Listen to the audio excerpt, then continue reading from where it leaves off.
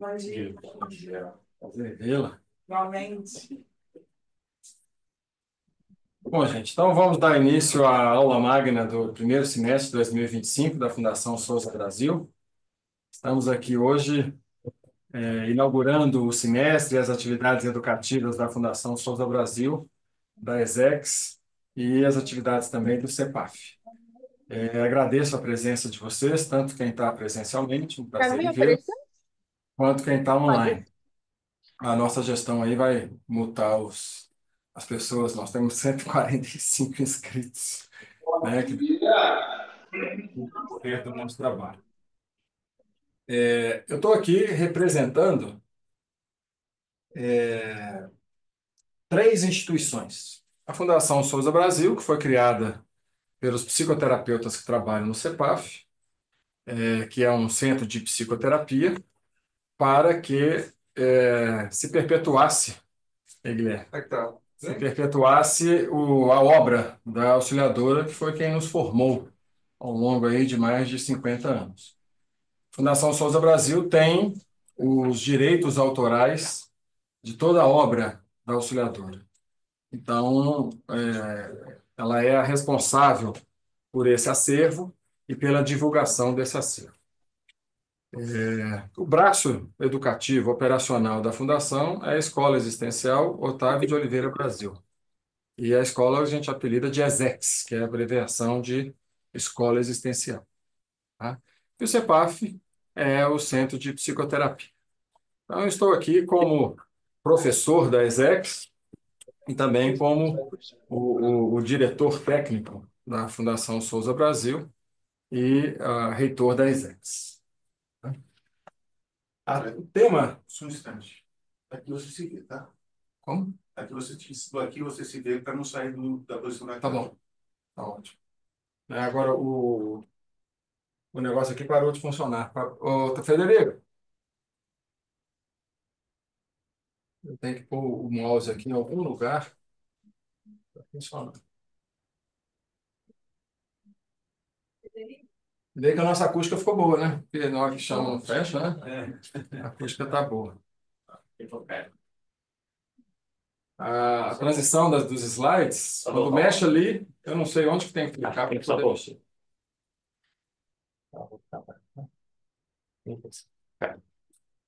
O tema dessa aula é a teoria psicoterapêutica analítico-fenomenológica existencial e explicar por que ela é uma metateoria sobre o ser humano e sobre o grupo humano.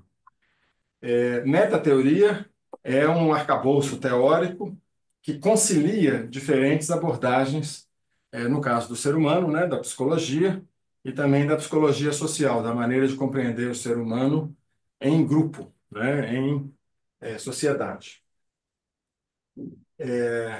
Já falei da Fundação Souza Brasil, já falei da ESEX e já falei do CEPAF. Então vamos à nossa aula de hoje. Epistemologicamente, ou seja, quando a gente pensa em teoria do conhecimento, existem três abordagens gerais. Uma abordagem tem fundamentos ideais, a outra tem fundamentos reais, e uma terceira concilia fundamentos reais e ideais. Quem é da área de ciências humanas e da área de ciências sociais, geralmente transita com dois paradigmas muito fortes: o paradigma do fundamento realista e o paradigma do fundamento idealista. Tá? Então, por exemplo, o Guilherme, que é da área do direito. Você tem o direito às interpretações literais da lei. Então, é um fundamento realista. Se está na lei, cumpre-se a lei. Tá? Já as abordagens idealistas, elas consideram a intenção da lei. Então, você interpreta a lei em função do que queria o jurista quando fez a lei. Então, por exemplo, o Marco Aurélio de Mello, do Supremo Tribunal Federal, uma vez libertou um sujeito que foi perseguido e a polícia gastou milhões para persegui-lo, porque não foi renovada a prisão preventiva dele. E o advogado de defesa falou que a prisão era ilegal. Marco Aurélio Mello estava substituindo o presidente no recesso do Supremo, Assim, realmente, não tem razão para estar preso, liberou. Horas depois chegou o pedido de prisão preventiva e a polícia teve que procurar o cara de novo, e até hoje ele está foragido, né? E havia milhões e milhões de provas, né? Só que ele falou, a Constituição não tem capa. Eu olho a Constituição, não importa para quem.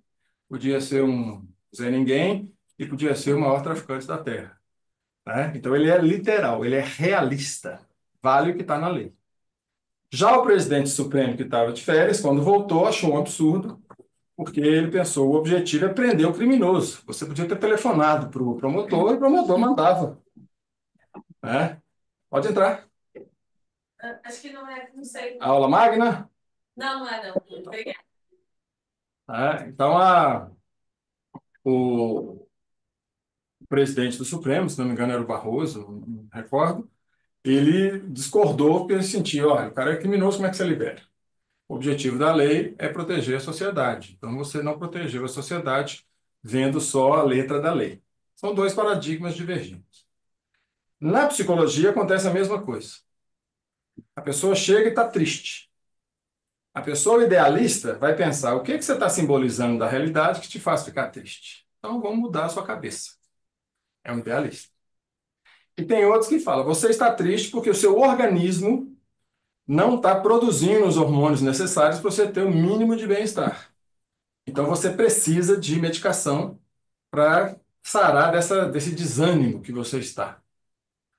E tem médicos que só medicam e acham que não precisam entender o sentido que a pessoa dá para a vida. E tem médicos e profissionais da área de psicologia que são contra a medicação. Também dois paradigmas que brigam entre si. A abordagem analítico-fenomenológica existencial conjuga essas duas abordagens de uma forma integrada. E é sobre isso que nós vamos conversar hoje. Ok? Então, os fundamentos são reais e ideais. O conhecimento ele é formado de três elementos: o sujeito que conhece, o objeto a ser conhecido e a ideia que eu produzo a respeito daquele objeto. Então, se eu achar que a minha ideia é igual à realidade, eu estou de posse da verdade. O que é verdade no sentido clássico? É a coincidência entre o pensamento, ou seja, o que está ali no balão, a simbolização que a pessoa faz do objeto, e o que o objeto é. Então, quando eu digo isso é um controle remoto, eu estou produzindo a ideia de que isso aqui é um controle remoto. Quer ouvir? E se eu coincido a minha ideia com esse objeto, controle remoto, a minha ideia é verdadeira. Agora, o que que me garante que a minha ideia é verdadeira? Qual é o fundamento da verdade? Essa é a pergunta da filosofia e a pergunta que vale milhões e milhões e milhões de reais. Porque se eu tiver certeza da verdade, isso me contribui enormemente para que eu tome atitudes corretas em relação ao mundo. Eu ouvi avaliações de economistas no final do ano dizendo que o dólar ia chegar a R$ 7 facilmente com a posse do Trump, com a macroeconomia, com a geopolítica, com as guerras, etc. Desde que ele tomou posse, tem 12 dias que o dólar está caindo. Não quer dizer que ele não vai chegar a R$ 7 em julho, né? Mas nenhum economista e nenhum orientador de investimentos acertou na previsão, porque os analistas de investimento recomendaram comprar em dólar. Então, eles já perderam aí 5% do investimento, que se eles deixassem para comprar hoje, eles comprariam pelo menos 5% ou 6% a mais, porque o dólar hoje está 5,75 e estava 6,10, né, quando os economistas previram que chegaria a 7 no curto prazo. O segredo é como que eu vou saber se a minha ideia corresponde ao real. Esse aqui é o desafio do conhecimento. Então, um conhecimento verdadeiro coincide, mas a gente não sabe se o nosso conhecimento é verdadeiro. Essa aqui é a grande pergunta da psicologia. Nos últimos tempos, um dicionário inglês elegeu como palavra do ano, alguns anos atrás, o termo pós-verdade, no sentido de que não existe mais A possibilidade de uma ideia coincidir com o real. O que existem são narrativas a respeito do que é o real. Então, aquela guerra de narrativas. Quer dizer, a notícia que você vê no Jornal Nacional perdeu a credibilidade e a notícia veiculada nas redes sociais por grupos de interesses passa a ter uma verdade para um grupo que é mentira para outro grupo e ninguém mais sabe o que é fake e o que é real. Porque quem checa o que é fake e o que é real também tem os seus interesses. E aí você perde a objetividade. Então, nós vivemos uma era da subjetividade, em que o sujeito vale mais que a realidade. Né? Você está fazendo a gestão dos microfones aí, ou é o Frederico? Não, na verdade, eu por aí. Eu acho que tá dando. Pede pro pessoal manter no. Frederico faz a gestão lá dos microfones e quem está ligado aí, por favor, coloca no mute, tá? Para poder mutar. Então, esses são os três elementos do conhecimento. Vamos falar um pouco das teorias idealistas.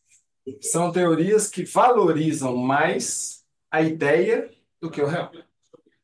O polo, o centro é o sujeito. O sujeito é mais importante do que a realidade. O que eu penso vale mais do que a experiência real. Tá?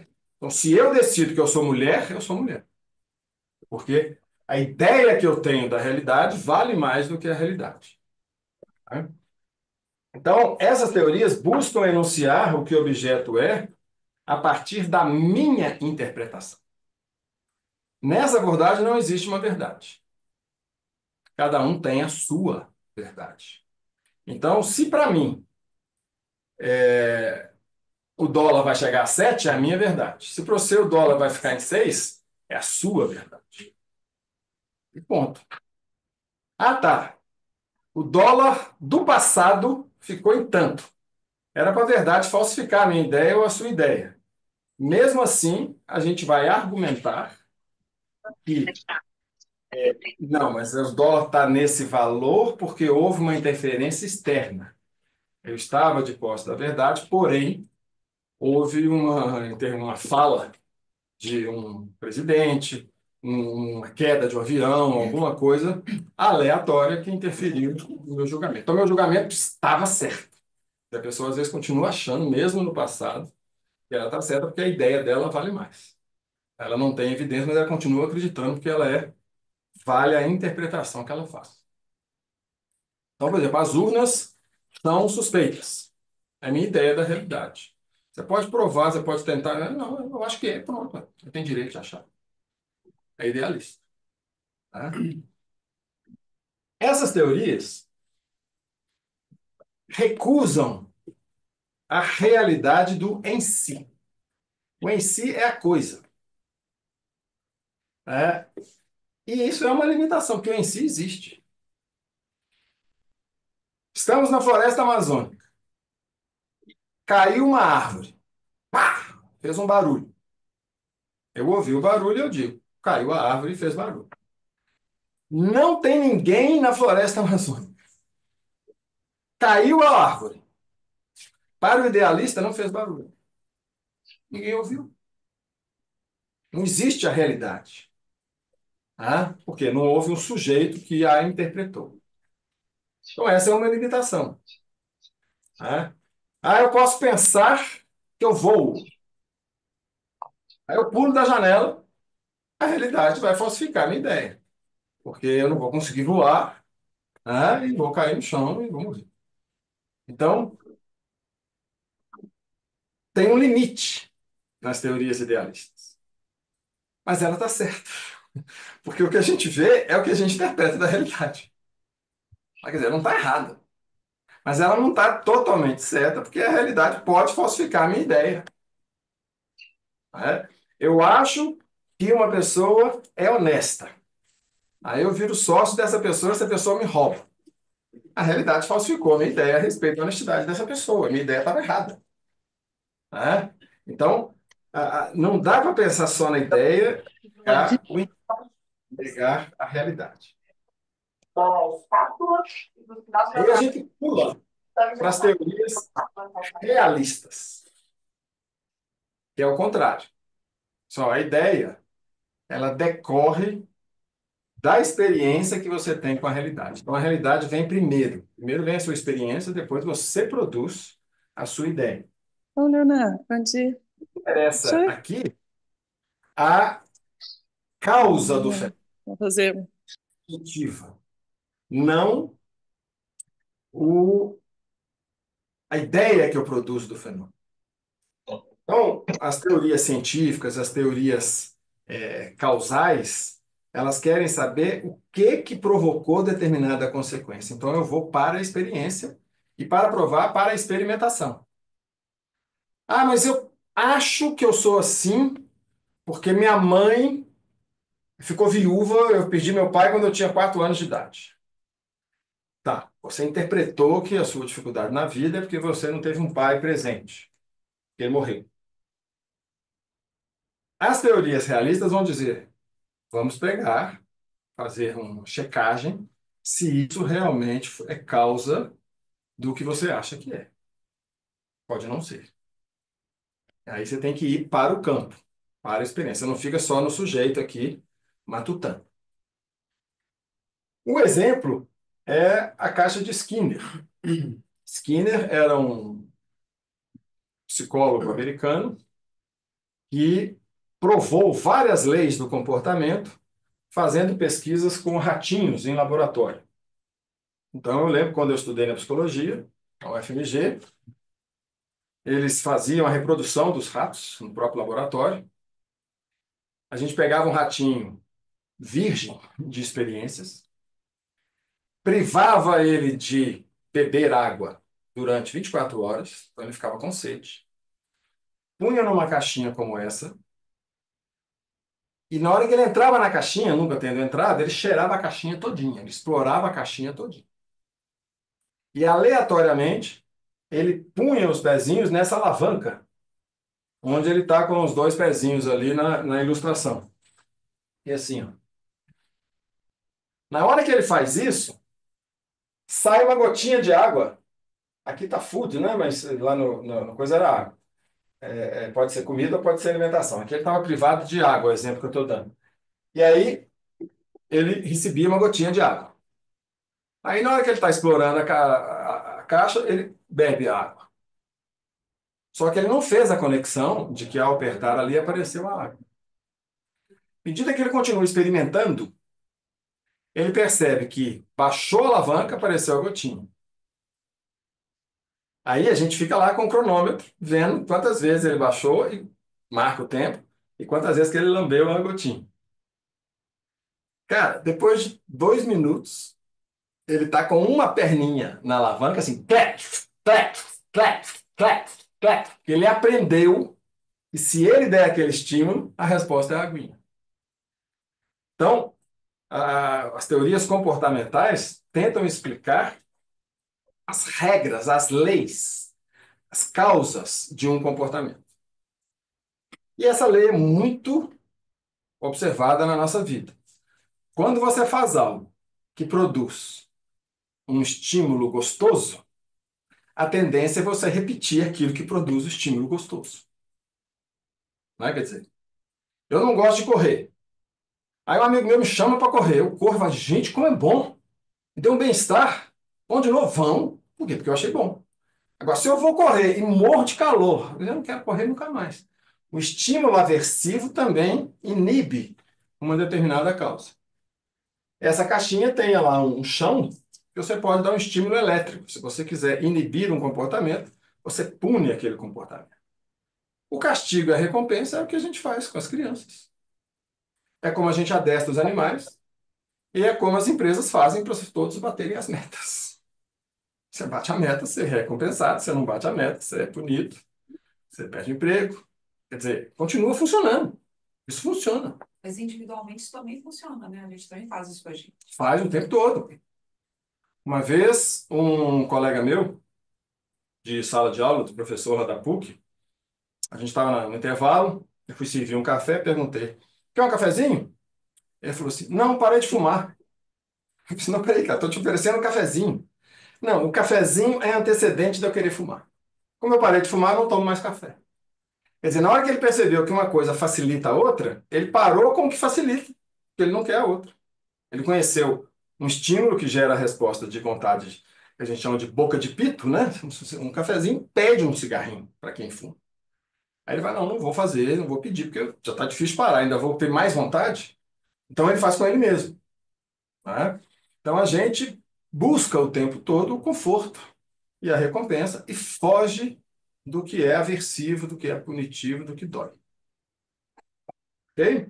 Então funciona. A teoria realista está certa. Não tem nada de errado com ela, né? Então as teorias realistas reconhecem que o mundo é independentemente de ser bem ou mal conhecido. A árvore caiu na Amazônia, ela fez barulho, independente de alguém, porque ondas foram deslocadas com o som que foi produzido. Se alguém ouviu ou não ouviu, houve o deslocamento de ondas lá e ponto final. Tá? Só que elas recusam o dado de que a existência ultrapassa o que a ciência pode provar. Se não é científico, não existe. Essa é a grande limitação. Ah, isso é interpretação. Ah, isso aí está na sua cabeça. Só que o que está na cabeça pode ser verdadeiro também, embora a ciência não explique. Né? E aí? E eu, quando estudei filosofia, eu via essas abordagens e via que existia uma abordagem fenomenológica que unia as duas. Eu pensei, opa, eu concordei com uma. Depois uma vem e fala o oposto, eu concordei com a outra. Deve ter uma que une. E na filosofia existe, que é a abordagem fenomenológica. Aí eu vou fazer um curso de psicologia, 5 anos, e é um psicanalista brigando com quem trabalha com laboratório de ratos. E os dois não conversam. Então, essas teorias da aprendizagem baseadas nas teorias realistas, elas não foram estudadas por Freud, porque elas nasceram juntas. E quem desenvolveu a teoria da aprendizagem não estudou psicanálise. Então, fica os dois brigando, como se não houvesse uma chance de conciliar. Então, fica ou uma coisa ou outra, ao invés de buscar uma integração. Então, o que que a TAF, né, como a gente chama, fez? Ela procurou unificar essas duas realidades, superando a grande limitação que é os filósofos, cientistas criarem os seus sistemas e se fecharem a outras abordagens. Essa é a grande dificuldade da nossa comunicação científica. Você quer tomar bomba numa defesa de mestrado ou de doutorado? Se você está com uma tese de esquerda, chama doutores de direita para avaliar a sua tese. Você toma bomba. Independente da sua pesquisa. Se você for de direita e chamar doutores de esquerda, você vai tomar bomba. Não é? Porque a pessoa ela não vê de cima que existem duas abordagens, ou três. Ela vê a dela, e a dela é a verdade. Aí o outro vê a dela é a verdade. Então, o outro está errado. Se eu tiver de posse da verdade, o outro está errado. Pois nós vamos voltar nessa questão da verdade, porque ela é a grande questão da ciência. Tá? Então, qual que é a chave? O que nós chamamos de visão esotérica. Esotérica com S significa uma visão interna. Exo é interior. Uma visão minha da realidade. Eu não posso eleger uma teoria como verdadeira se eu não me apossar da abordagem. De quem que é essa mochila? Né? Se eu não me apropriar dessa abordagem. Né? Por isso é que quando eu estudo um autor e concordo com ele, e me aproprio do pensamento dele, eu passo a ser o autor. E ele vai passar a concordar comigo. Porque a visão tem que ser minha. E se eu me tornar um discípulo daquele autor, eu parei de pensar com a minha cabeça. Então, a visão esotérica significa, já que é difícil de saber o que é verdade, pensa com a sua cabeça. É a única solução. A visão esotérica é isso. Pense com a sua cabeça.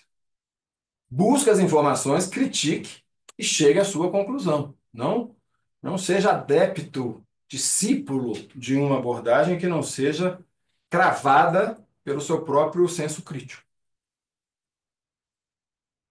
Só que para você chegar a essa ideia, quanto mais você estudar, melhor.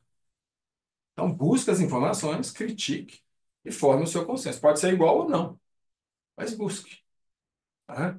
Depois que a gente aprende a fazer pesquisa, inclusive com keywords em inglês, eu cheguei à conclusão de que tudo que a gente pensou, alguém já pensou antes.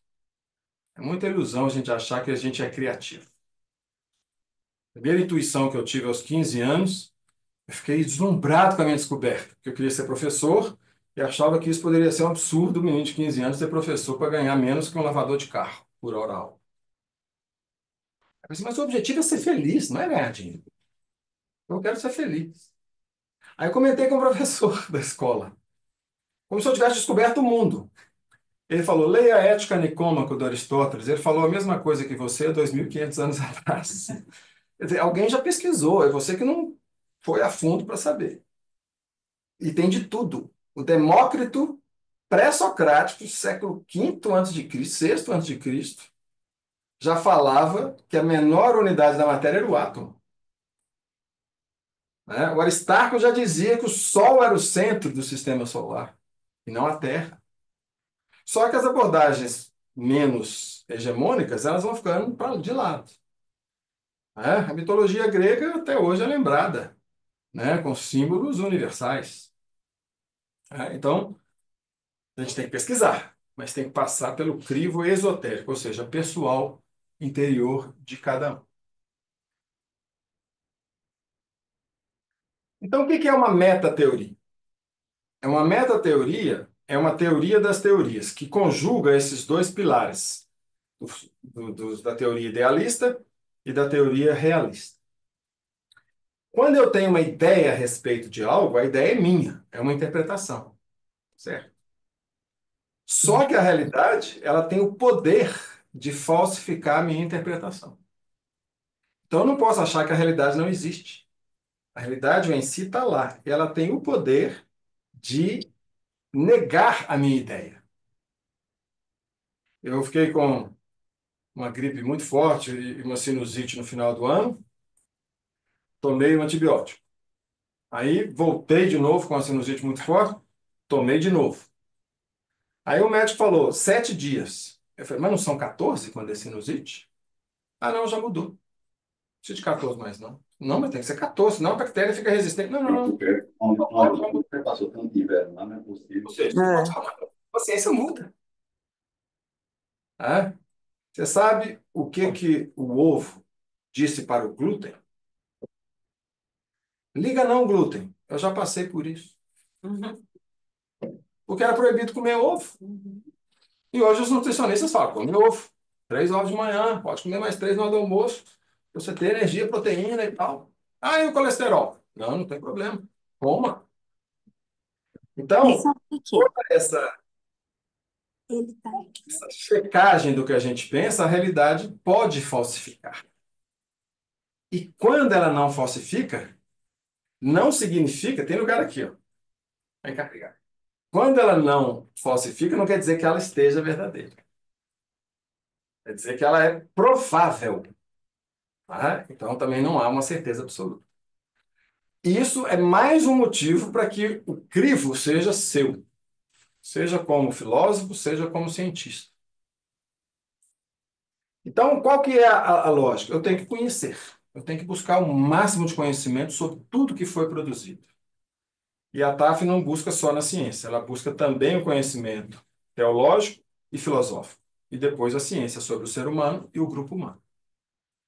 Quando eu leio tudo, isso me permite sistematizar. E se eu tenho essa chave epistemológica, eu consigo pensar, ó, esse pensamento está mais para realista, esse está mais para idealista e esse está mais para conciliar os dois. Então eu faço uma sistematização de todo o conhecimento produzido pelas teorias. Eu critico, eu faço uma aporia, né? Uma evívia. Né? Pode entrar, tem lugar aqui. Né? Eu faço uma aporia, uma crítica, uma exegese do conhecimento. E eu pego o que é verdadeiro e o que não é verdadeiro. E concluo ali o que que serve e o que que não serve para mim e checando na minha experiência se aquele conhecimento é verdadeiro ou não. Eu ordeno, né, porque toda teoria precisa de um sistema ordenado, né, que seja aceito pela comunidade científica, então existem alguns parâmetros metodológicos, e unifico. Esse foi o caminho que a teoria analítico-fenomenológico existencial percorreu. Ela estudou todas as abordagens, acrescentou abordagens sobre a teologia e a filosofia, unificou, criando a sua teoria própria. Quando a gente vai para a teologia, a gente conclui que o objeto Deus é mistério e que não há nenhuma prova a respeito de alguma teoria. Se a gente pegar aquele esqueminha lá do conhecimento, o sujeito, a ideia e o objeto Deus, a gente não sabe quem é. Mistério. Então, o que eu penso de Deus revela muito mais de mim do que de Deus. Então, se eu creio em algo, é porque eu estou precisando. Essa é a grande confusão. Por isso, o respeito absoluto que nós devemos ter a qualquer crença. Já os filósofos, eles se dividem em dois tipos. Aqueles que acham que o pensamento racional explica a realidade e aqueles que consideram que o pensamento racional fracassou na explicação da realidade. Isso é muito patente no final do século XIX e o século XX todo, mas existe essa ideia mesmo lá atrás. Se você lê a filosofia desde os gregos, filosofia ocidental, você vai perceber que muitos filósofos também recusam a ideia de que a razão resolve e valorizam mais a questão ética, a questão do conhecimento. Pode vir, tem lugar aqui, ó. A questão do conhecimento, a questão da ética, do amor, do sentimento, como mais importante do que a razão. A gente chama essas teorias filosóficas de intuitivas, né? Que seriam, assim, dar mais valor ao que é impalpável do que ao que é racional. E a fenomenologia integra. Ela parte de um princípio muito óbvio. Se eu tenho consciência de alguma coisa, se eu penso que é razão, eu penso em algo. Então não tem jeito do pensamento não ter objeto. Não existe um pensamento puro como pensava Descartes, né, que é o pai do racionalismo moderno. Eu penso em algo. Toda consciência é consciência de. Então não tem jeito de separar ideia de realidade. Toda ideia é de uma realidade, ou de um conceito, ou de algo. Então, ele unifica essas duas abordagens. E do ponto de vista científico, você tem essa briga entre a ciência empírica, que vai para o experimento, que vai para a realidade, que vai para o laboratório fazer pesquisas com ratinhos e medições, né? Os empíricos dizem que o que não é medido não pode ser conhecido. Só conhece o que é mensurável. Como é que eu meço o tamanho do meu amor? Ah, isso não é ciência. Então essa aqui é a limitação do empirismo, né? Já a ciência eidética interpessoal, e a eidética é um termo da fenomenologia, que significa essência, ela vai se preocupar com as regras que regem os relacionamentos entre as pessoas, que é a psicologia, tá? E a psicologia, o próprio nome diz, psique, significa, na sua origem grega, respiração. Psicain é soprar. E foi traduzido para o latim como ânima. Por isso aqui, psicologia, literalmente, é o estudo da alma. E o que é a alma? É o que não é palpável, né? Espírito é o seu sentimento, tá? Então, a psicologia tenta pegar um pouco mais a questão intuitiva. Você está sofrendo. Ah, então vamos cuidar da cabeça, tá? Como se fosse algo não empírico, tá? E O que é empirismo mesmo? é a teoria que se fundamenta. Quem perguntou? Eu. É a teoria que se fundamenta mais nas teorias realistas, vem de experiência. Só é verdadeiro, Pode sentar aí? só é verdadeiro o que é provado pela experiência, né? Aqui, ó. Vai aqui do lado para não ficar na frente dela. Vem mais para cá. Isso. Né? Só é verdadeiro aquilo que a experiência comprova. Tá? E aí, de ciência idética multipersonal, são as ciências que abordam a sociologia, ou seja, o conhecimento do ser humano como um ser eminentemente social.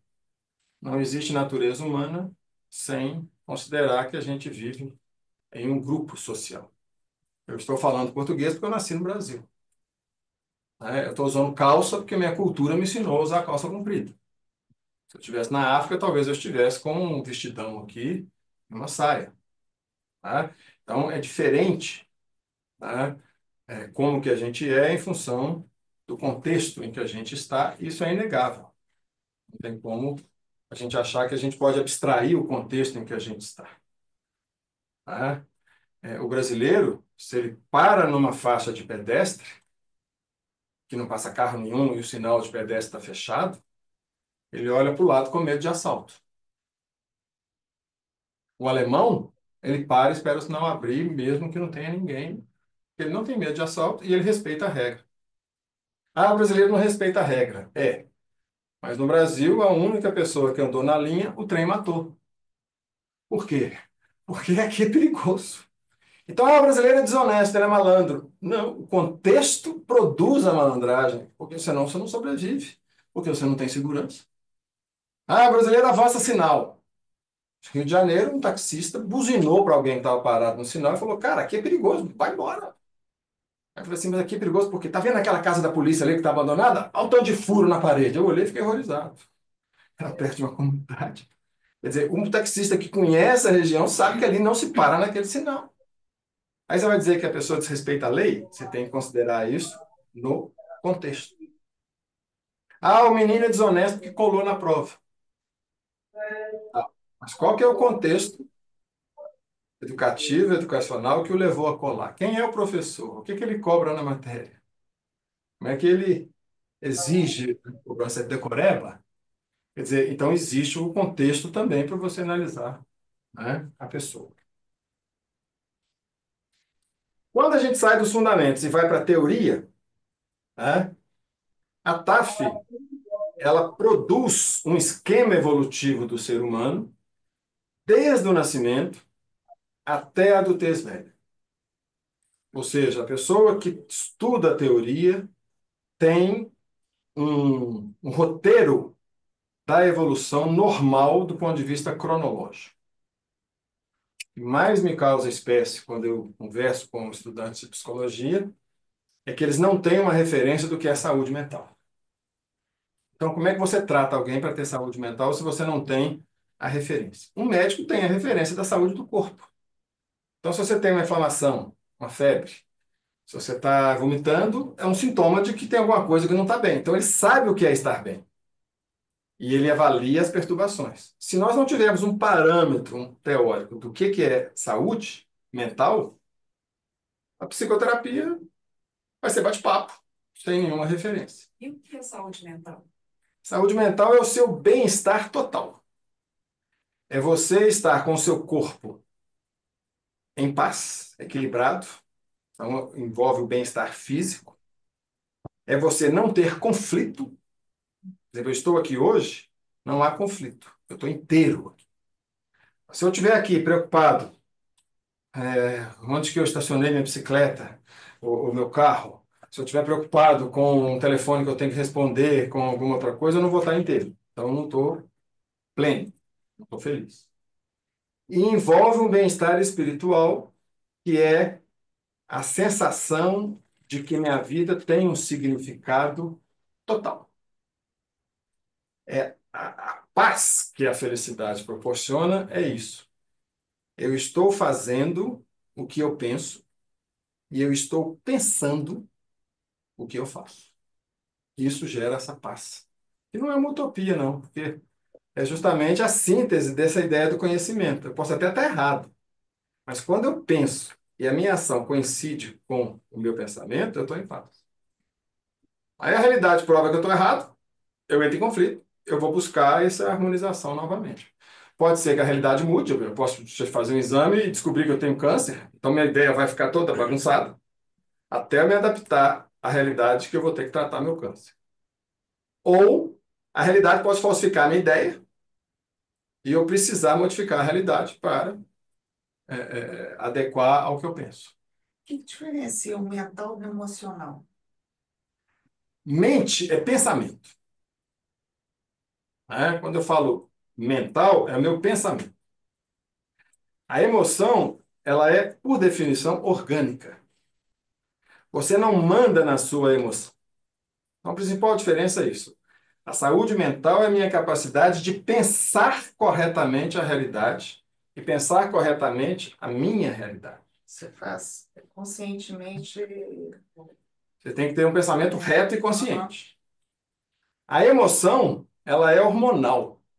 Angústia, medo, raiva, ninguém é capaz de deixar de sentir, porque nós somos um corpo. O que o meu pensamento processa em relação à minha emoção vai fazer com que eu tenha ou não controle da minha conduta. Então, por exemplo, quando a gente começou a nossa aula, as pessoas que entravam via Zoom deixavam o microfone aberto e conversavam lá e geravam ruído aqui na aula. A minha emoção vem, putz, né? Claro, está atrapalhando aqui a aula e está atrapalhando a gravação. Vem emoção. Eu posso dar um murro na mesa e falar, porra, desliga esse microfone aí, ô! E ter uma atitude agressiva. Eu posso. Quem que é o responsável por silenciar os microfones? A gestão da minha emoção é mental. Quanto maior a capacidade de eu gerir as minhas emoções, mais saúde mental eu terei. Tá? Assim, inclusive, a minha mente pode chegar à conclusão de que eu sou incapaz de gerir a minha emoção. E aí? Aí eu procuro um médico. Porque quem cuida de emoção é médico, que é orgânico. Entendeu? Eu tenho uma notícia abrupta. Eu fico meio tonto e falo, nossa. Antes de eu cair em colapso, eu penso, não sei o que que eu faço. Preciso procurar uma assistência para que a minha mente volte a pensar para eu resolver. Isso é porque a gente é um bicho irracional também? A gente também é. A gente também é um animal, claro. Né? A gente é corpo e quem cuida disso é médico. E a gente é mente, que é o pensamento. O que que a terapia faz? Ela corrige o pensamento. Terapia é para corrigir a ignorância. Você pensar corretamente, racionalmente. Só que pensar racionalmente não é negar a emoção. Pensar racionalmente é levar em consideração que você tem emoção e que você pode ter uma dificuldade de fazer a gestão de determinadas emoções. Então, por exemplo, eu estou num ambiente competitivo. Estou lá no banco e o cara, ó, começamos fevereiro agora, a meta dobrou, tá? Ah, cara, nós temos que captar quantos milhões? Cada um de vocês aqui tem que captar de investimento 100 milhões de reais. Pô, mas mês passado foi 50, já foi difícil, agora não, agora o ano começou, fevereiro, carnaval é só em março, 100 milhões. Essa pressão me gera uma emoção, eu vou trabalhar todo dia ansioso. Eu tenho duas alternativas.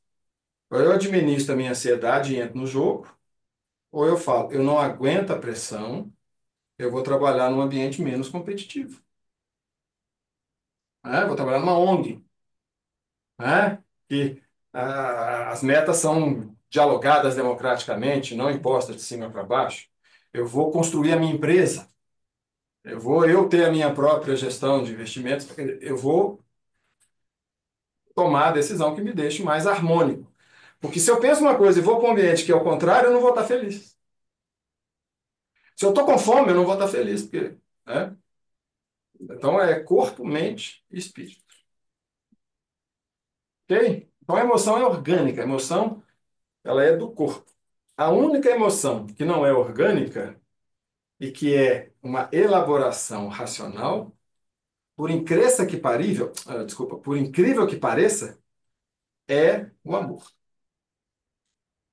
O amor é uma elaboração racional para a gente lidar com a nossa sensação de dependência das pessoas.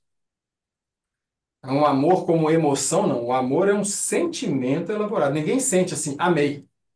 Você sentiu tesão, corpo. Né? corpo sente tesão, isso é do físico, você está vivo, né? Agora, o amor, o Kant tem um texto lindo sobre respeito. Se você traduzir por amor é a mesma coisa, ele vai dizer que o respeito é um único sentimento que você consegue abstrair e pensá-lo racionalmente. Né? Quer dizer, ele poderia ser da estética, porque é do sentimento, mas ele é racional também.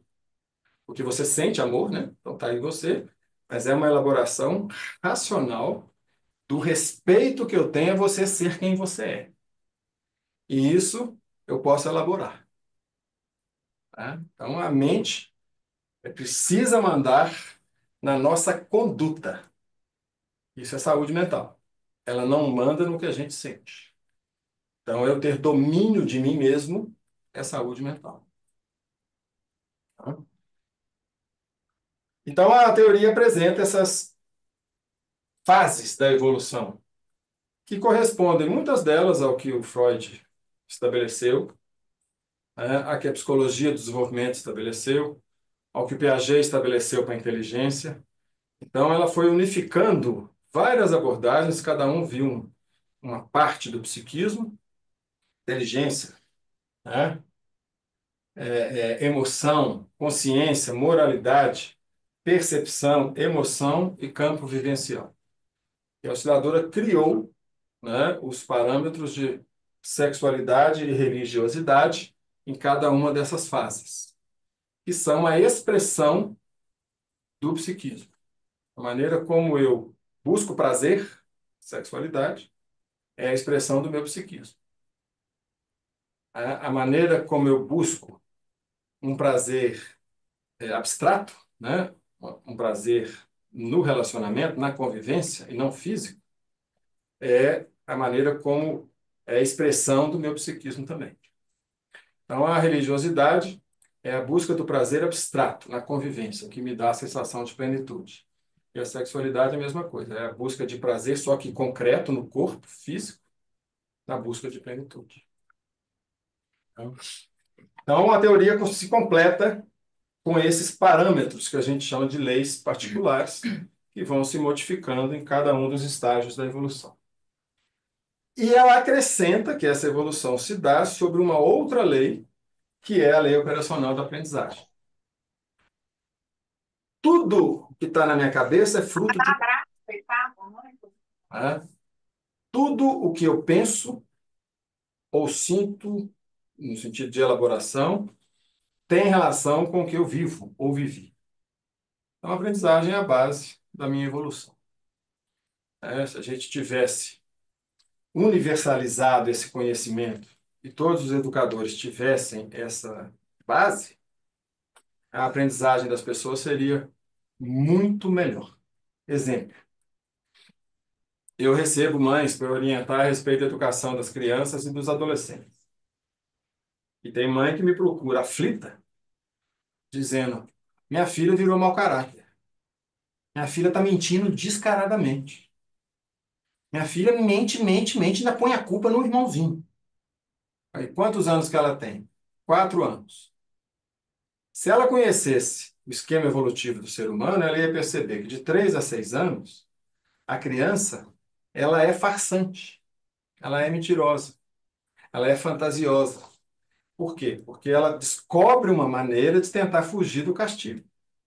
É a maneira que ela tem mentindo, ou fingindo, né? Ela é um teatro puro. Ah, tá doendo. Quer pirulito? Quero. Parou de chorar, não tem lágrima, não tem nada. Quer dizer, é da natureza. Se você sabe que é isso, você não vai achar que ela é um mau caráter. Então, esse conhecimento é fundamental. Ela não é capaz de aprender porque é uma ação correta antes de 6 anos de idade. A noção de moral não é possível para uma criança antes de 6 anos. Para ela, bom é o que dá a satisfação. Não tem assim, eu vou fazer porque isso é certo. Não existe. Com 6 anos, ela vai ter esse senso de justiça prático. Aí você vai mudar a forma de abordar. Você vai trabalhar a causa e consequência. Os pais acham que educar uma criança é ficar explicando as coisas para ela antes de 6 anos. É ignorância do esquema evolutivo da criança. que a consciência dela ainda não permite a reflexão. Então, a técnica de atuação vai mudar, né? A forma de promover a aprendizagem vai mudar. Esse é o objeto da técnica, tá? Porque se você tem uma teoria, tecnicamente, então, você sabendo a teoria, você vai ter os procedimentos, você vai unificar os procedimentos para promover a evolução do indivíduo de um estágio para outro e do grupo humano de um estágio para outro. Então, você tem o parâmetro da harmonização possível em cada fase, do indivíduo e do grupo, e você tem o roteiro para promover a evolução, desde que aquele indivíduo ou aquele grupo reúnam os pré-requisitos para evoluir. Não adianta mandar um menino de 3 anos para terapia e falar, faz ele pensar como adulto. É ignorar os pressupostos realistas de como é que o corpo e o cérebro dele funcionam. Então é uma ignorância. Por isso é que não dá para negar o fundamento realista.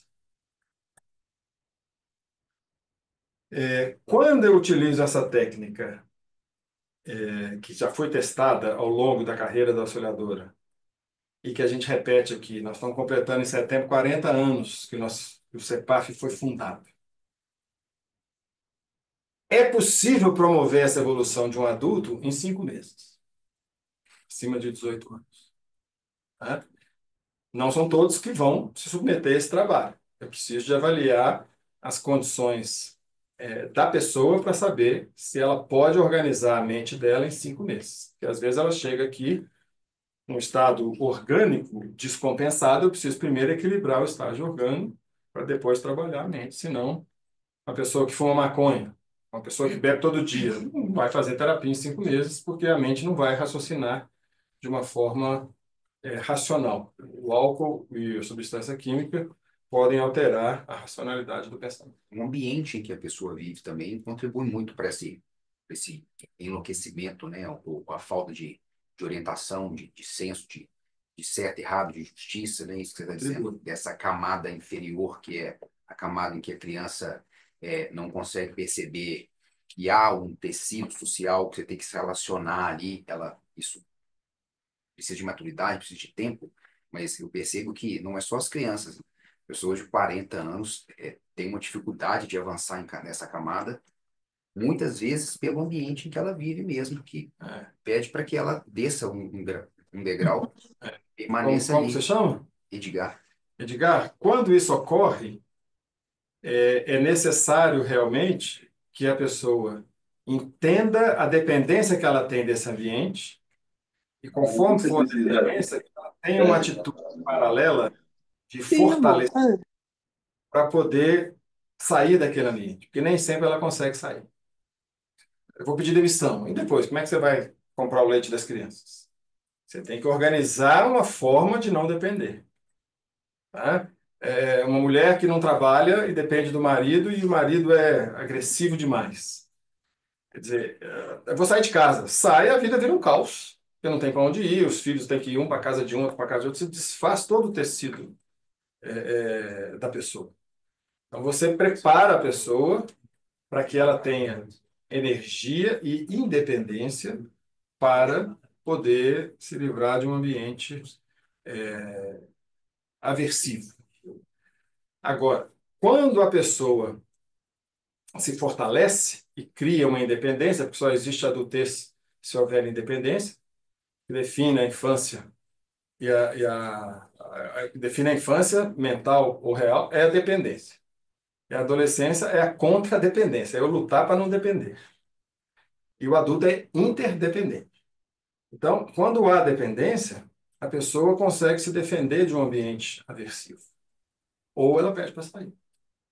Ou sai. Né? Ou sai. Aí você vai ter que trabalhar a capacidade dela de abrir mão daquilo que ela necessita naquele grupo. E às vezes é real a necessidade. Né? Então, um ambiente não é tóxico se a pessoa souber se defender dessa toxina. E senão fica muito fácil, né? Um ambiente que é tóxico, eu sou ótimo. Então por que você está lá? Sai. Ah, não posso sair. Então, alguma vantagem você tem em ficar no ambiente tóxico. Então, não é só o ambiente que é ruim. Você está vendo vantagem nesse ambiente ruim, nem que seja reclamar do ambiente. Uma vantagem você está tendo. Ah, é porque eu preciso. Ah, tá bom, você precisa. Então, vamos trabalhar a necessidade para ver se, saindo da necessidade, você consegue abrir mão. Porque muitas vezes a pessoa quer um ambiente Mas às aversivo. vezes nem mal, às vezes a pessoa nem está sentindo mal ali. Mas o ambiente impede que ela se desenvolva, que ela suba uma camada, simplesmente porque vira um chato, né? O chato que é a pessoa que entende, que não entende que está sendo exigido ali um nível maior e ele está antes e não acompanha. E vice-versa. Além da independência, eu acrescentaria uma outra variável que é o poder, né? Você não tendo o poder de transformar o ambiente, você vai ter um teto ali que a partir dali você não vai. Eu estou com uma pessoa que eu conheço que vê essa limitação. Só que ela não é a dona do lugar. Ela não manda. Então, quer dizer, ela tem que aceitar que ali ela é subordinada às pessoas que querem que a coisa funcione daquele jeito. Então, de novo, quanto maior a minha capacidade de unificar a minha ideia em relação à realidade, mais chances eu tenho de ser feliz. Então, ou eu mudo a minha ideia e me adapto, ou eu continuo com a minha ideia de que eu tenho que crescer e saio daquela realidade e procuro uma outra mais compatível com a minha ideia. Por isso que a felicidade é a coincidência do pensamento com a realidade. É a unidade de pensamento. Faz o seguinte. Do ponto de vista ainda, quarto grau, é a simbolização. Símbolo é encontro. A palavra sim, a presente em si, é o encontro, é a unificação. Quando eu penso alguma coisa sobre algo, o que eu penso é o símbolo do meu pensamento com o real. E aí o legal disso é, se eu considero que eu tenho que interpretar a realidade, fundamento ideal, mas que a realidade é a realidade, eu não posso negá-la, ela pode ser igual ou não ao meu pensamento, eu vou ter que exercitar o tempo todo a decodificação daquilo que eu penso que é a realidade. Para tirar o que é meu, que eu coloco no símbolo, achando que o que é meu é a realidade. Então, por exemplo, eu estou com raiva da Graziella. Eu tenho que pensar, essa raiva é minha ou essa raiva tem a ver com ela? Na hora que eu decodifico a minha ideia, eu vou filtrar o meu pensamento e tirar o que é meu para que eu a veja realmente. Ela pode ter feito algo que eu não gostei. Ponto. Fato. A raiva tem a ver comigo, não tem a ver com ela. A raiva é eu ter deixado ela fazer algo ruim comigo. A raiva é de mim. Então, bem, não posso brigar com ela, porque a raiva é eu ter permitido. Eu estou com a raiva de mim. Entendi isso? Tá, o que que eu vou fazer com o fato dela não ter me avisado tal coisa? Aí eu vou chamar ao contrato que nós temos que ela tinha que ter avisado. Mas eu vou filtrar a minha raiva, porque eu decodifiquei o símbolo. Então, esse é o trabalho da decodificação do símbolo. Uma emoção que eu não consigo controlar, eu sinto. Você não consegue controlar a emoção, certo? Mas você consegue controlar a manifestação da emoção. Ela nunca vai saber que eu tive raiva dela. Por quê? Porque a raiva é problema meu, ela não tem nada a ver com isso. E quando ele fala do ambiente, que a gente, você comentou que a gente não muda o ambiente, na verdade a gente só muda a gente para afetar o ambiente, né? Não, você pode mudar o ambiente. Bom, Essa sala está muito calor, eu falo, ó, diminui a temperatura do ar-condicionado. Eu estou dormindo muito mal. Por quê? Porque passa um carro lá, põe um vidro dessa grossura, muda a janela, gasta dinheiro, protege, põe um fone de ouvido, põe uma espuma. Quer dizer, a realidade, não, mudar a espuma eu estou mudando é meu sentido, né? Mas eu mudo, colocar uma porta blindada de som é um recurso para eu me proteger do barulho. Eu estou num ambiente muito competitivo e eu tenho o poder de mudar. Eu começo a articular as minhas alianças com quem tem poder e eu construo uma cultura nessa empresa de colaboração. Eu já participei de mudanças culturais assim, da gente sim.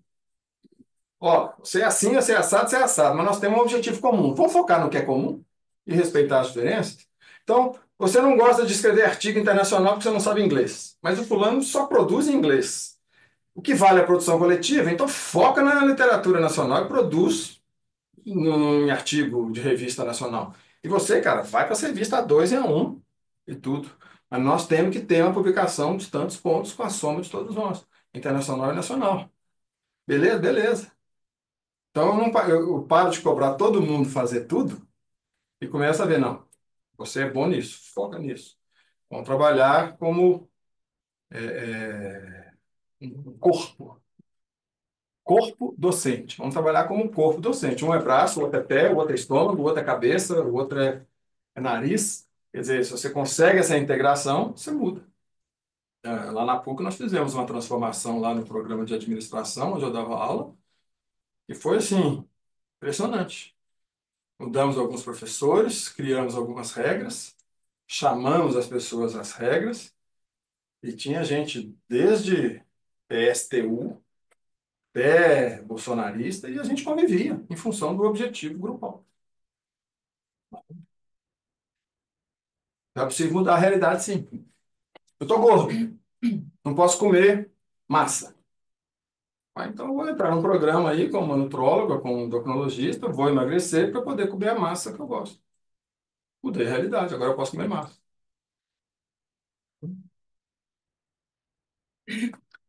Então, a chave dessa condição esotérica, que está na base, né, da TAF, primeiro, nós nunca vamos saber o que é a verdade mesmo. A verdade é um mistério. Então você tem a liberdade de criar o que você quiser a respeito da realidade. Se ninguém sabe, inventa a sua verdade.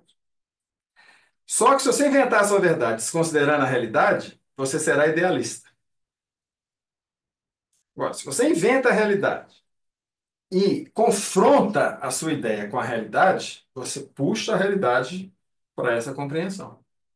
Então, a minha ideia está em confronto contínuo com a realidade. O Gandhi tem uma frase que ele diz: eu não tenho compromisso com a coerência.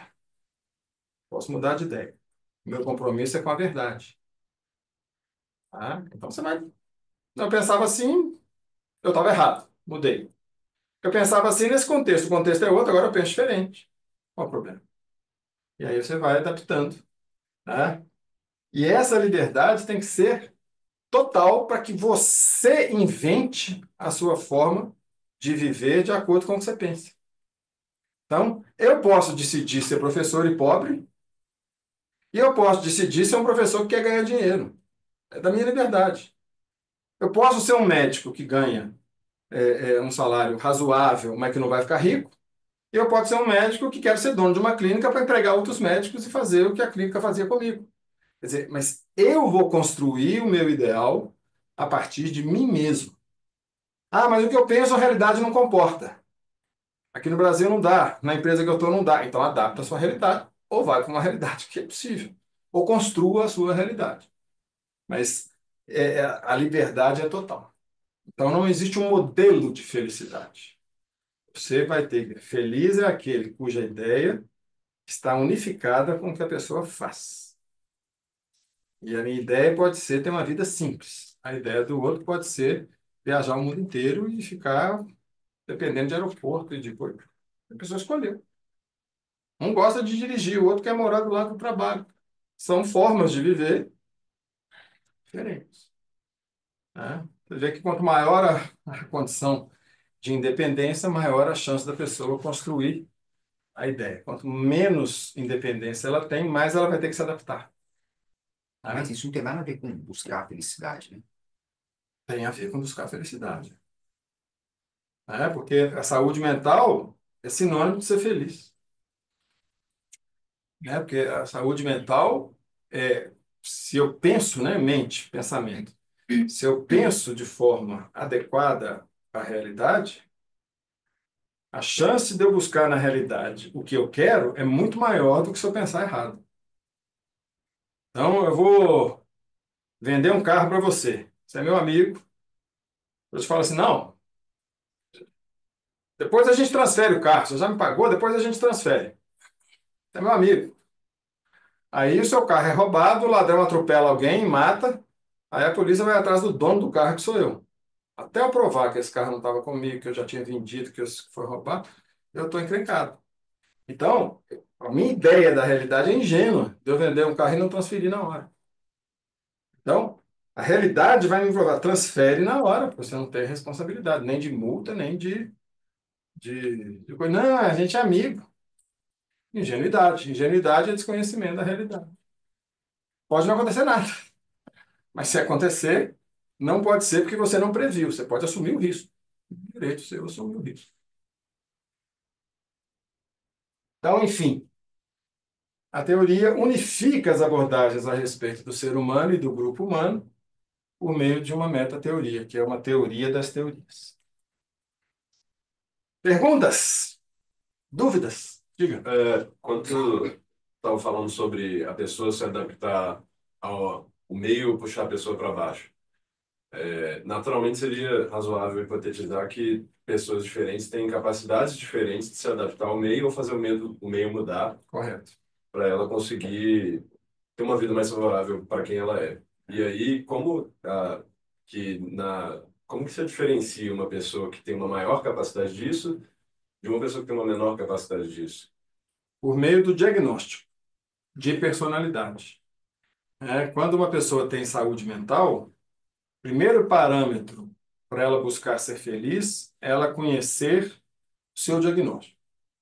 O diagnóstico nos dá a dimensão das nossas capacidades e das nossas limitações. Se eu sei da minha capacidade, eu a desenvolvo. E se eu tenho uma limitação que eu não consigo superá-la, eu a respeito. Tá? Então, no fundo, a sabedoria de uma pessoa que se conhece é a mesma que é rezada nos encontros dos alcoólicos anônimos. Senhor, dai-me paciência para aceitar o que não pode ser mudado. Dai-me sabedoria para mudar o que pode ser mudado. E dai-me discernimento para distinguir uma coisa da outra. Tá? Então, se eu não aguento aquele ambiente aversivo, eu tenho que me organizar para sair. Mas eu vou sair não é porque o ambiente é tóxico, é porque eu não aguento. A limitação é minha. Tá? Se eu aguento e preciso, eu estou lá porque eu preciso. E aí eu vou dar um significado que faz sentido. Não, eu estou lá porque eu ainda preciso dessa grana. Eu preciso acabar de construir minha casa, eu preciso de pagar minha dívida, eu preciso de pagar meu pão. Eu não posso sair agora. Então faz sentido eu estar no ambiente. Eu não vou ficar reclamando, porque eu escolhi porque eu preciso do dinheiro. Então eu unifico a minha ideia àquela realidade e programo, né, planejo a minha maior satisfação. Então, a pessoa feliz, ela não reclama. Ela aceita e trabalha ou para se conformar ou para revolucionar, ou para transformar. Né? E isso é autoconhecimento que vai dar. Eu tenho que saber. Eu posso falar para uma cliente minha que o seu marido não aguenta essa atitude sua, você vai perdê-lo. Ele não aguenta, o psiquismo dele não aguenta essa atitude sua. Ah, mas ele tem que entender. Não, ele não aguenta. É um dado de realidade que eu tenho o diagnóstico do seu marido. Ele não aguenta. E como você consegue, assim, o único meio de você conseguir identificar isso é por meio de um diagnóstico formal, ou você consegue perceber, porque, assim, essa é uma informação que seria muito útil de saber para as pessoas que a gente convive. Tá? Então, tem outras fontes de informação sobre Tem, isso? claro. A experiência é uma delas. Né? O erro é uma fonte de você saber o que você aguenta, o que você não aguenta. Né? A psicoterapia é a forma mais segura e rápida de você errar em um laboratório sem nenhum prejuízo. E errar na vida custa tempo, dinheiro, energia, sentimento, perda de relacionamento. Então, você erra no ambiente terapêutico e aprende no ambiente terapêutico num ambiente produzido para você errar e sentir as suas dificuldades e se conhecer. Esse aqui é o propósito de uma terapia. Mas a vida ensina. E a pessoa pode aprender ou não com seus erros. Demora mais. Ensaio e erro é um bom método de aprendizagem, só que ele pode demorar mais. É igual o exemplo do ratinho na caixinha, que você viu. Não. Por que que você... E a vida, a gente vai errando e aprendendo. Aqui eu não posso fazer isso, porque isso me causa isso. Mas o caso é que Mas ali é uma se na hora que você aperta e leva o choque, você nunca mais aperta. E o cara pode ter tirado da tomada e você nunca mais aperta. Ah. Entendeu? Então, o problema do condicionamento é que você não aperta lá não que vai ter choque. E já não tem mais o choque, você não tem. Então, o condicionamento, ele não é uma aprendizagem, porque a realidade pode mudar. Né? Eu tive um relacionamento péssimo, sofri pra caramba. Eu nunca mais quero conhecer alguém. É um raciocínio errado. Aí eu vou de novo, sofro de novo. Não. Não quero amar. Pode ser que você ame e dê certo. Né? Então, assim, é, é, não necessariamente a experiência vai ser uma experiência de aprendizagem real. Pode ser uma aprendizagem condicionada. Mas, mas, Roberto, eu vejo assim, a experiência, às vezes, nos meus funcionários, às vezes a carência é maior do que a pouca habilidade. Quando você chama para participar, que você dá uma importância, a pessoa desabrocha. Isso as teorias da administração já comprovaram.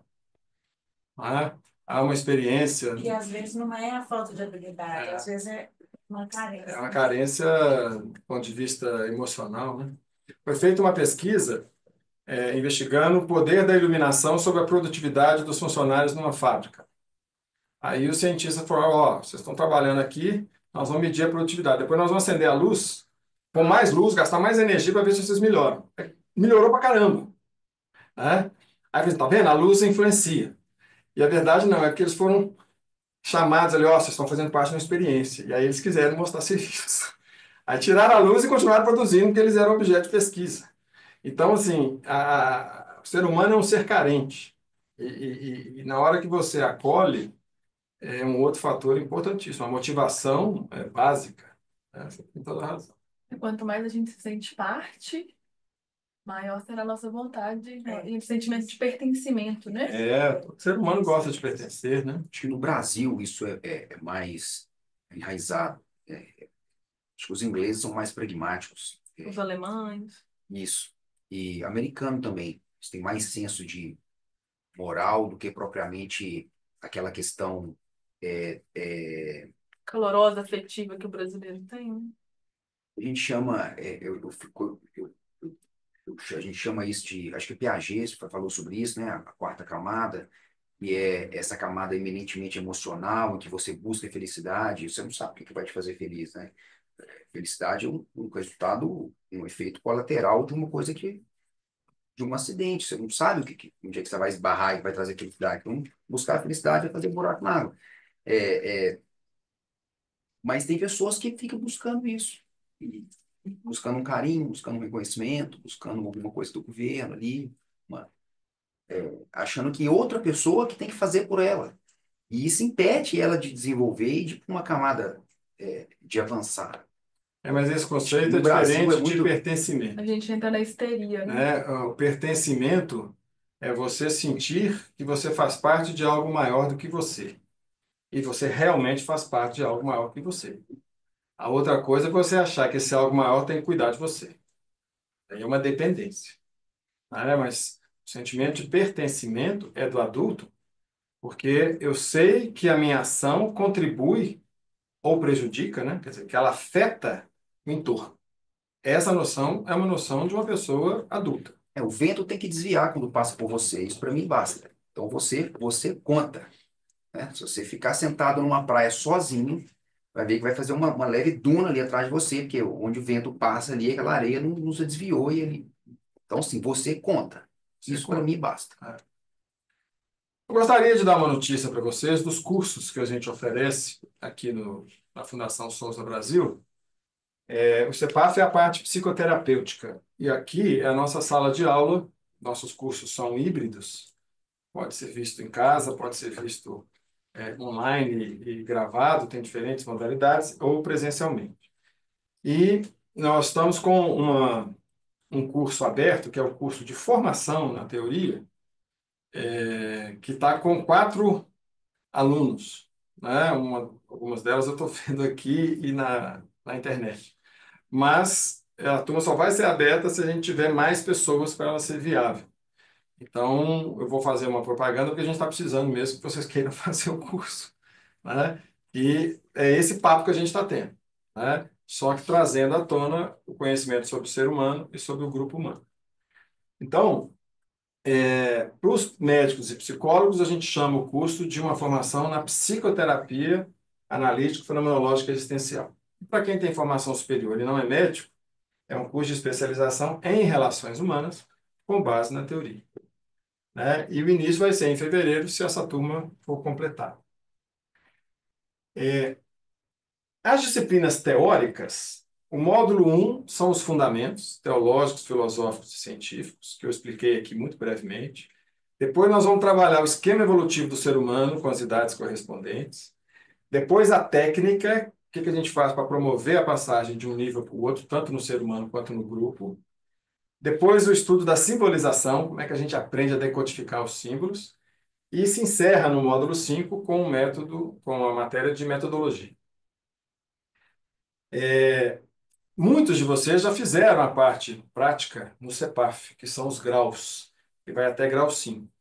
O curso completo, para ter o título, ele envolve a parte prática no CEPAF, né, que é a terapia em grupo, nos 5 graus, e a parte teórica. Mas vocês podem fazer parte apenas da parte teórica, se quiserem. Aí vocês vão ter um título de aperfeiçoamento, e não de especialista.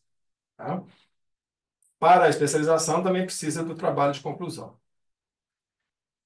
É esse o curso que eu queria convidar vocês, né? Zé Antônio, que fez a formação toda, as pessoas que querem estar próximas da gente, que já fizeram a terapia, assim, sempre às quartas-feiras, 8 horas, né? De 8 às 9h40.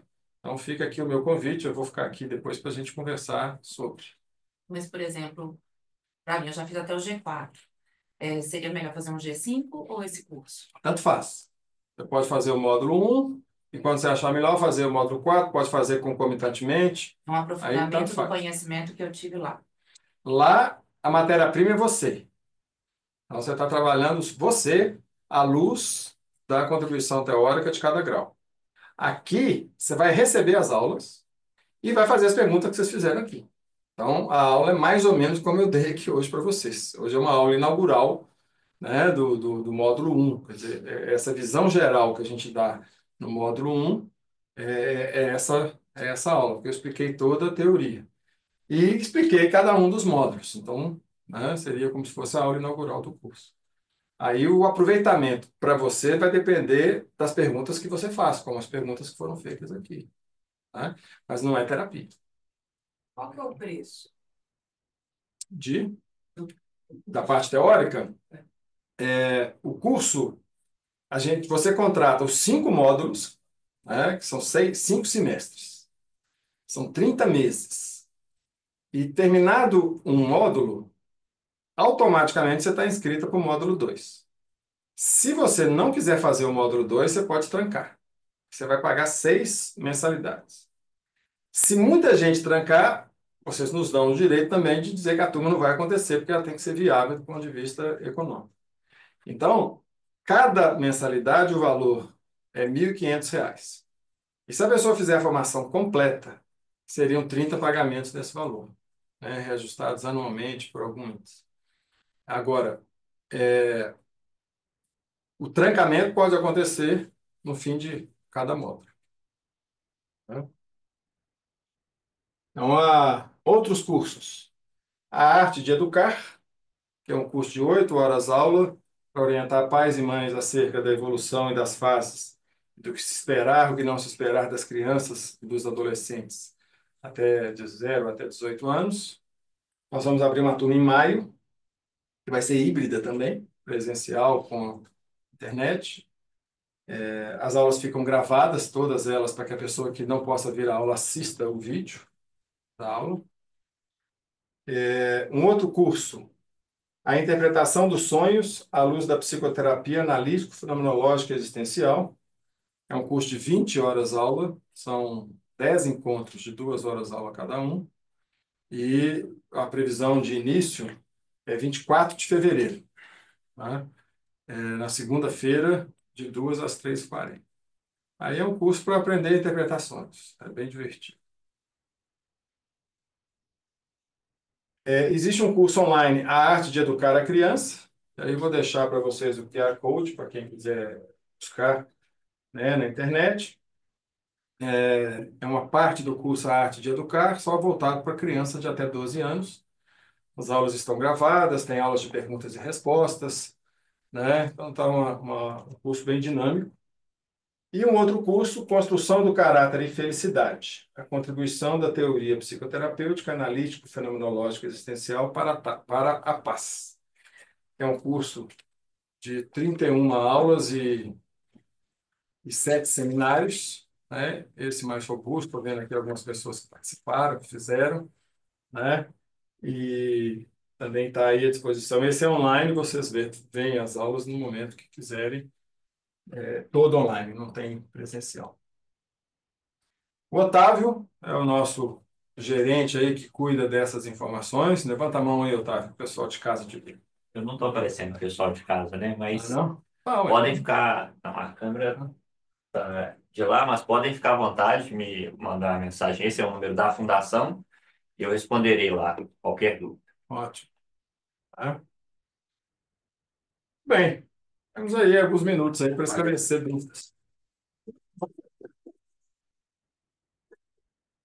Pessoal de casa, né? Se tiver alguma pergunta. Pessoal de casa, se quiser falar. O módulo 1 sou eu e a Flávia. O módulo 2, que inclusive tem uma turma em andamento, é o Paulo José e a Silvia.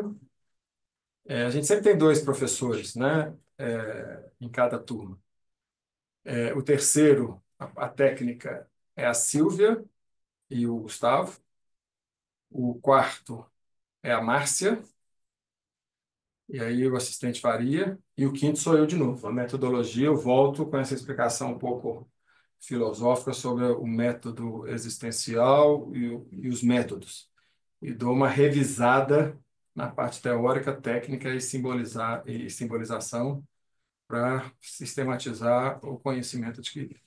Falando que eu vim aqui só para matar a saudade, mas eu fiquei com vontade.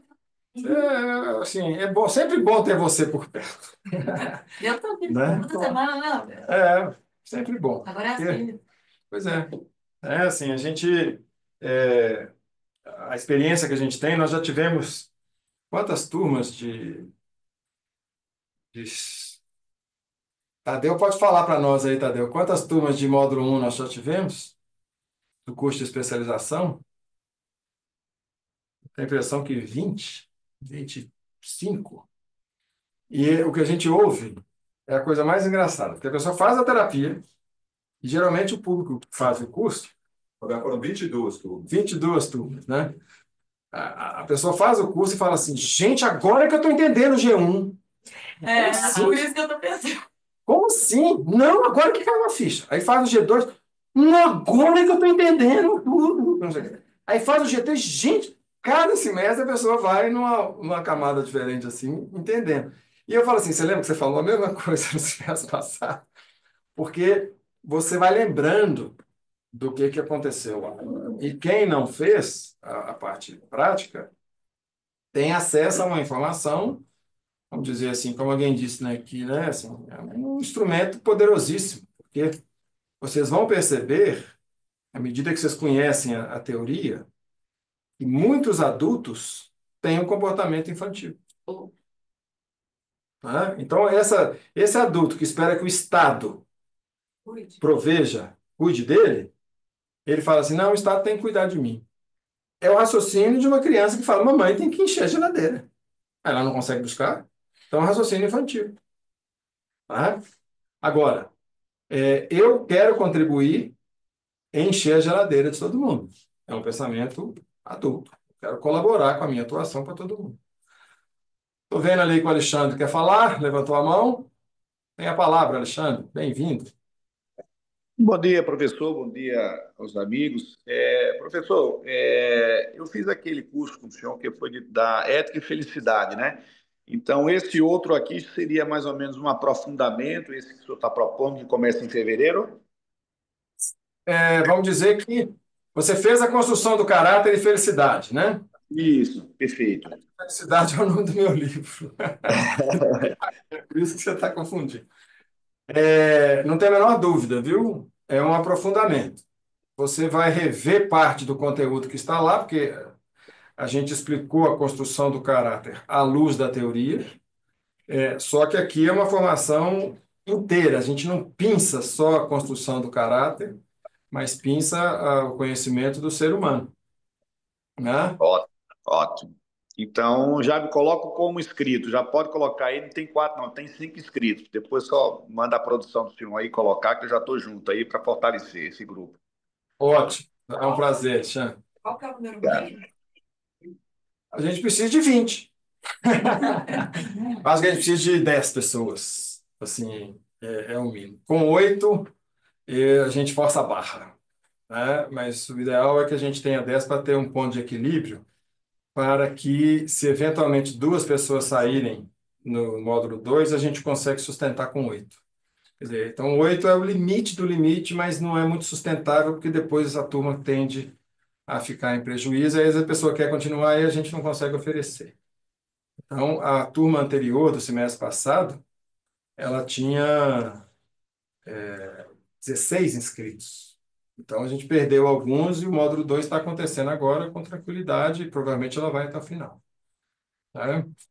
Edgar, muito prazer. O Edgar é professor da UFMG, ele disponibilizou aí os contatos de 40 fellows dele para participar. E essa aula vai estar gravada, tá? Todos que se inscreveram depois recebem a aula se quiserem rever. Tem a palavra, Edgar.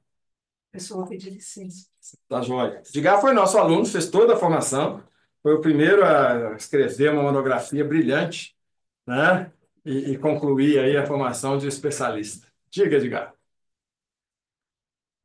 Você está com o microfone silenciado. Dá para ouvir agora direitinho? Tá joia. Legal.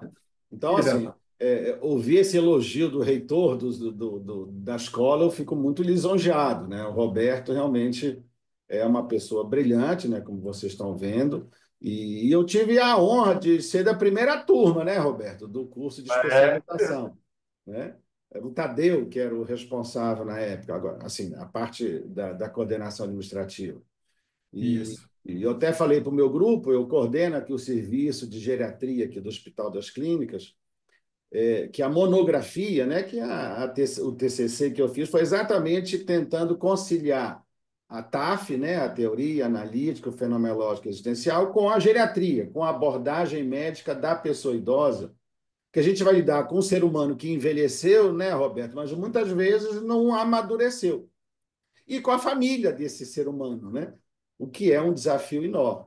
Então, eu sugiro realmente, olha, para mim, foi um divisor de águas, a especialização como um todo, porque ela inclui, né, os grupos, né, os grupos de terapia que a gente faz, que ajudam demais a gente entender, primeiro, a gente mesmo, né? Depois os outros, né? E fazer com que a gente consiga melhorar a nossa vida e a vida das pessoas que estão ao nosso redor, incluindo os nossos pacientes, né? Que aqui a gente tem uma dupla militância, né, Roberto? Quer dizer, com a gente, com a nossa família e com os pacientes que a gente cuida. Então, olha, eu recomendo fortemente, né? Estou até pensando em repetir, né? Fazer uma pós-graduação, tá? Bem-vindo, bem-vindo. Então é isso, é mais para dar um depoimento e convidá-los realmente, que faz toda a diferença na vida pessoal e profissional de vocês. Tá joia. Obrigado, viu, Edgar? E obrigado aí pela disseminação aí, porque a gente dá essa aula e como a tecnologia permite, a gente pediu que vocês compartilhassem.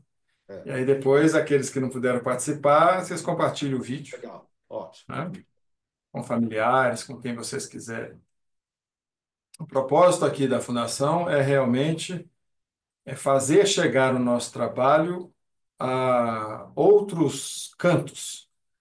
O CEPAF ele tem uma localização aqui em Belo Horizonte, porque necessariamente ele é presencial, né? O Alexandre, que acabou de se inscrever e estava dando um tchauzinho ali, ele é de Alagoas, né? Ele mora em Maceió. Então, pouca gente conhece, né, o nosso trabalho. E nós não temos mais nenhuma inserção nas universidades. Então, nem os alunos de psicologia, de medicina, estão tendo acesso.